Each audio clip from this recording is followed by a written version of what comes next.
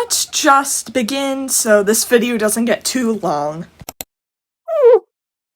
Go watch part 1 of my yapping videos about season 1 of Snuffleupagus and some of the prequel of this story. Hi there, I'm Ella. I've been obsessing with my OCs, my Snuffleupagus characters, for the past maybe 3.5 years, I don't know, since 4th grade. I love my baby so much, and today we're going to be talking about, like, the part 2 and/or the season 2 of my characters, which I have been hinting at. And today, mainly what we're going to be talking about is also going to be an AU for my OCs that's inspired by Alien Stage and Zombie Stage and Knights of Guinevere, so if you're into those stuff, then you're gonna like this AU, okay, Pookie Bears. Anyways, I should rephrase, it's not gonna be only about season 2, it's just gonna be, like, you need to know about season 2 before I tell you about the AU. I'm gonna be showing you some speed paints today of, like, my OCs and, like, this AU. I haven't done all of the art, but honestly, I can't think of anything. So let's just get started with me yapping about the season 2. So first of all, you need even more context. So, at the very ending of season 1, yes, we're going back to season 1, Pookie, at the end of season 1, the Snuffleupagus finally invade all of the planets in the supernova galaxy, and it's like, war is happening, we are at war, we are in the battle. During the battle, Hunter loses his eyeball, because Tom Tom was about to get his eyeball removed, because Snuffleupagus was like, hey, you killed my brother or something, but then Hunter was like, no, I shall protect you because I love you, but he didn't obviously say that, obviously. So yeah, that's why Hunter has an eye patch, and then, it kind of leads up for season 2 for, like, Hunter being like, oh no, Tom Tom will never like me, and then Tom Tom being like, oh my god, I think I might like Hunter, no, yeah, it's adorable, don't worry, they're not doomed, don't worry, and not even in the AU, no one is doomed, but also during the battle, very sadly, the Queen of Snuffleupagus, aka Nova, our main character, and Star, our main villain, who are sisters, their mother is brutally unalived with magic by Star. So, the daughter unalived her mother, and then Nova came and took the Sword of Life out of Star's hands or something, and then, unalived her sister after her sister unalived their mom. Angsty, right?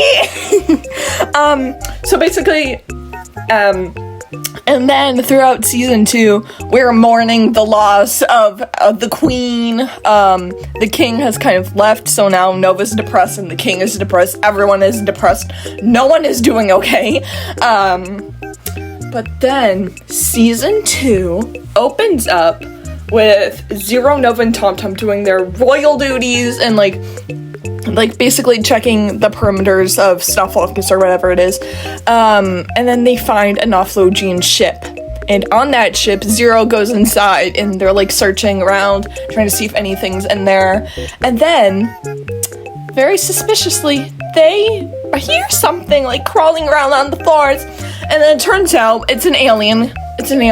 Not only that, it's a Snuffleupagus. And they were like, oh my god, no, I have to kill this alien, but then it turns out that there was other Snuffleupagus on there. So then the Snuffleupagus that Zero just discovered is all of a sudden, like, take Zero by the hand, and then they're running, they're like, who are you? And they're like, and then this new person is like, I'm Syrinx, who we're drawing right now. And now, you've probably seen Syrinx's face before. And Zero and Syrinx, during that first meeting, Zero develops feelings for Syrinx. And later down the line, Syrinx is like, ew. So,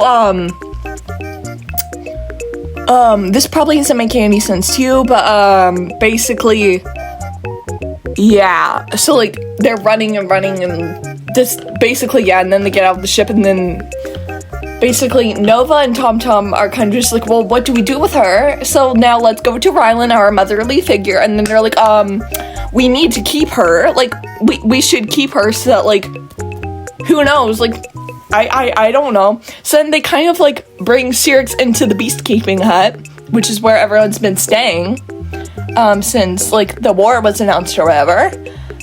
And now Syrinx is kind of just living there. So that's kind of awkward. Like Zero's into Syrinx but it's like forbidden love. And then they can't be together, but actually they can. They just have to be in secret and never tell anyone. So they're not doomed! Oh, and also, one of the main reasons that they decided to keep Syrinx is because Syrinx and Star's souls were, like, swapped. Because if their souls weren't swapped, then something very terrible would happen. And yeah, you just have to watch the lore video, in order to understand or something like that. I don't know. But, so Syrinx is, like, good. She's like, oh, yeah, no, I've never really understood. My family kind of sucks. And also, guess what? Guess. Type it in the comments, go. Syrinx is one of the 11 children to the current Nothologian king.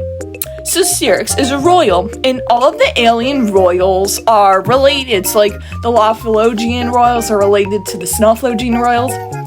So basically, Syrinx and Nova are related. They are cousins.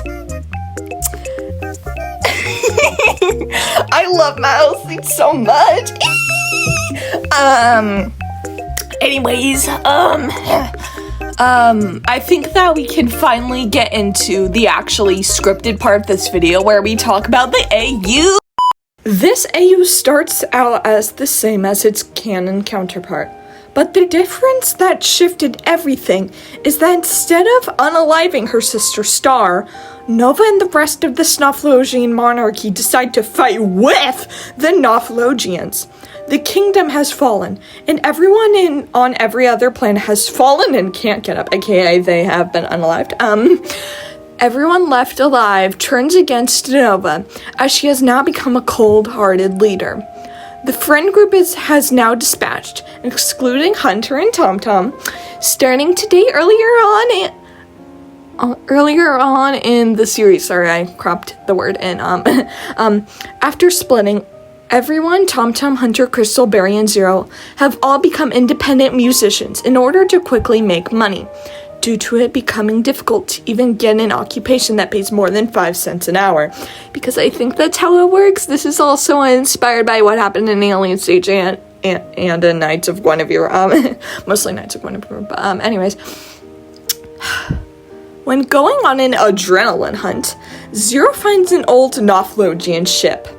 While investigating, Zero finds an alien, but no ordinary girl. Sorry, H2O, just Edgewater reference you should really watch. But no ordinary alien, a Nothologian. Based on her tentacle-like hair, Zero uses their previous government officials / knowledge learned during comment or something like that, knowledge to infer that she is also one of the 11 children of the most recent King Tanophlophagus.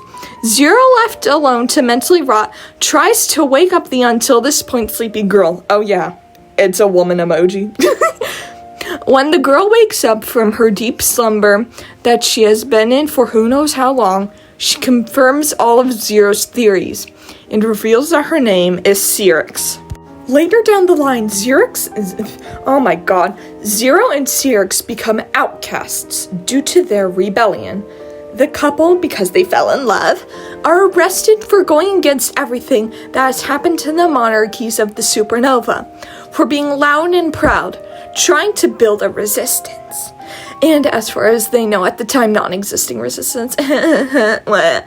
They are sentenced to life in prison.